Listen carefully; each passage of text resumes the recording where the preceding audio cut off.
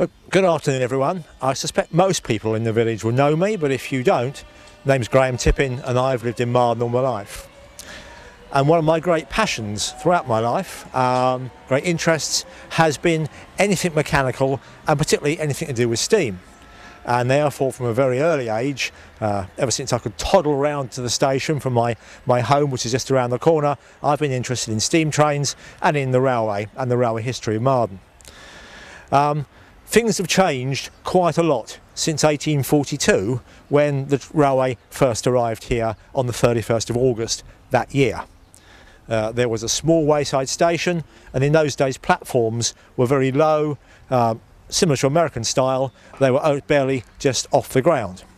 The raising of the platforms to the height that you see them now happened during the second part of the 19th century. I was about to say last century, but of course we're now one on from there, when they came up nationally to this sort of height. Now Marden, throughout its early history from 1842 through to the end of the steam era on the 12th of June 1961, was a very busy and very important station for its size. For the size of a village of Marden, about 3,000 people, it dealt with a lot of traffic, particularly hops and apples, but also various other agricultural merchandise, fertilisers and things like that. And there were quite a range of sidings, goods sheds and that sort of thing. Perhaps if I can just sort of vaguely indicate where they were, there were, just in the station yard there, 1, 2, 3 main sidings. Just over to the right there was a cattle dock, because cattle, sheep and that sort of thing, horses, figured quite prominently in the farming area around here, more so than they do now certainly. On the downside there were a number of buildings over there to serve porters, lamp rooms and that sort of thing. And for almost directly opposite here, just where that brick building is now, used to be the signal box. And the signal box controlled the section from roughly Long End's Arch, which is the arch just up there, and down 1, 2, 3, 4 arches down there to just outside Staplehurst.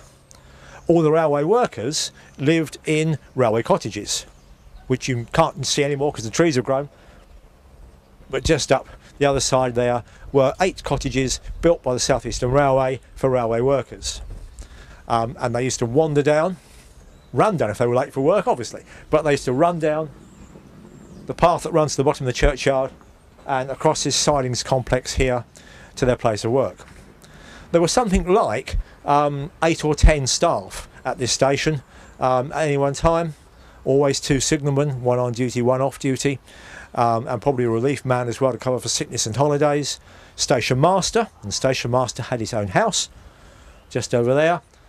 2 or 3 porters, a booking clerk, a particular goods clerk, and someone that looked after the shunting, a large pole and collected and unhitched wagons and that sort of thing, and 1 or 2 other people as well. So a goodly sized staff for those days. The station was open from the first train in the morning, which called here roughly 7:15, right the way through to the time the last train called at night about 10:30. Compare that to today, when we have 1 station attendant that is here mornings only when the mood takes him, or when the mood takes go via, is not here at weekends, is not here in afternoons, and solely sells tickets and nothing else. No help, no advice, no information, certainly no help with porterage or baggage or anything like that. Now, crossing the tracks in those days before electrification was again a matter of luck. Well, not much luck, but certainly there wasn't the health and safety issues that there are today. You can probably see there where the structure of the platform changes from being blocked in to these pillars, and it's the same on this side. And in fact, you cross the railway by sleepers. You walk down the slope of the platform, across the other side, and back up the slope on the other side. So no footbridges. Again, they were put up in 1961 before the electrification of the line. It's actually quite fortuitous that we've chosen today to do this little bit of filming, because any minute now, if it's on time, there will be a steam train running up this line from Ashford through to Tunbridge. very occasionally, and certainly no more than twice or three times a year, there are steam charters that do rerun this route. And the one I'm expecting today is a rerun of a train called the Man of Kent. And those of you that come from Kent or know Kent will know there are two sorts of people who live in Kent. There are men of Kent and Kentish men. And if you were born on the east of the Medway, you're a man of Kent. This train was named the Man of Kent because its destination was in the east of the county. It used to run down from London to Ramsgate, Canterbury and Dover during the 50s and 60s. The engine that is supposed to be on this train today was one that actually hauled this particular train many, many times in the 50s and 60s.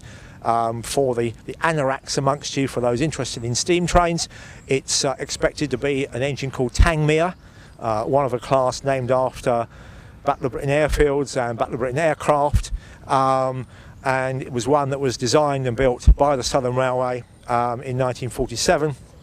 And in fact is known as one of the Battle of Britain class. A very elegant looking engine, streamlined as things were in the 30s and 40s, and hopefully there'll be a good head of steam as it comes up the bank from Staplehurst. Oh yeah. He's doing about 75 in maximum line speed. Okay, outside the yellow line. Stop the engine.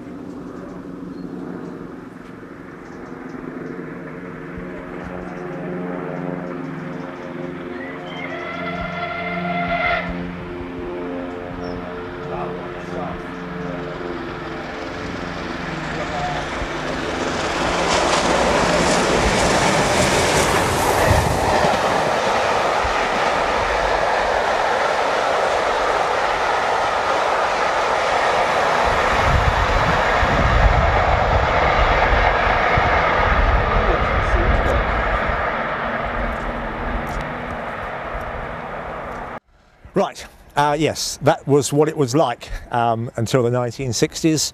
Myself and my chums used to stand here during the school holidays, weekends, collecting train numbers, and yeah, you got that close.